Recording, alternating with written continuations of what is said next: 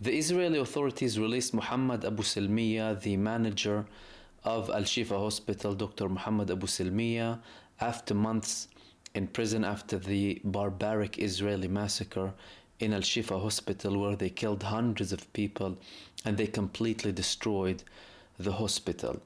This man came out and came with evidence that Israel is starving many of the prisoners. They are abusing them and they are living in very severe conditions, and he called on the Palestinian resistance to make sure that there's a priority when it comes to the prisoners in the Israeli prisons suffering gravely, according to him and many other reports from other prisoners as well.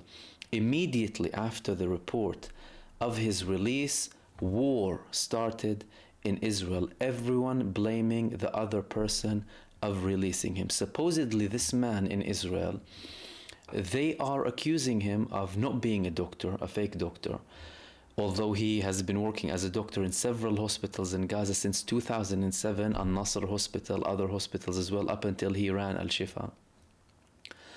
And that he is a Hamas member disguised as a hospital manager, and that he helps the Palestinian fighters imprison Israelis and what have you, and the list goes on. The blame game started. Firstly, the office of Netanyahu denied. Then the defense minister said it's not his authority to declare who gets released from Israeli prisons.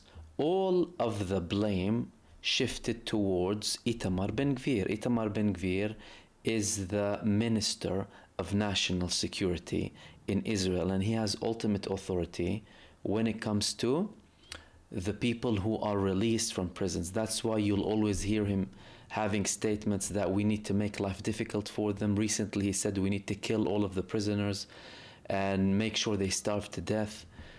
He is with capital punishment against the Palestinian prisoners, and indeed after his after he came into his position, the Palestinian prisoners started suffering much more than before. Then we had the biggest bomb. The biggest bomb was Ben-Gvir himself.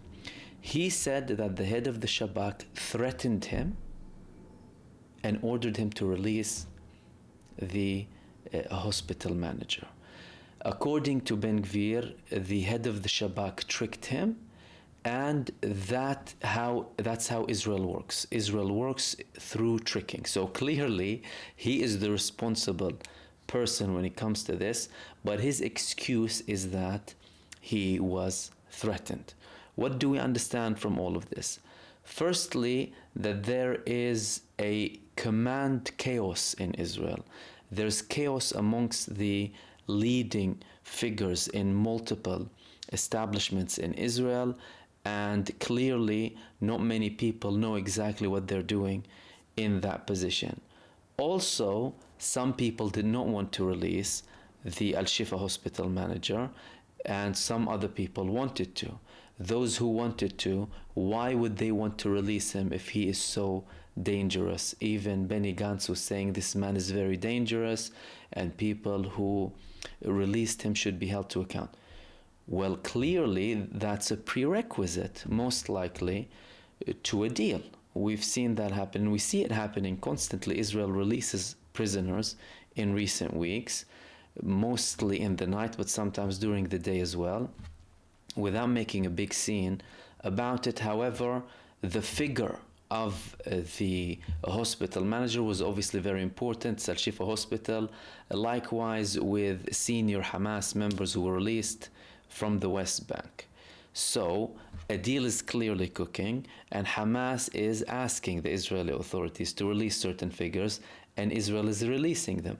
In the meantime, they are blaming each other, and it's leading to a very serious blame game between the Minister of National Security and the head of the Shabak himself, something that we've seen very much. It's been very common for figures in Israel to blame each other for what's happening, but what's for sure is the Palestinian resistance is imposing its will on Israel because of the position of power that it holds and because of how much it could survive in Gaza and continue to gain more strength to reach a deal that will ultimately be good for the Palestinian people.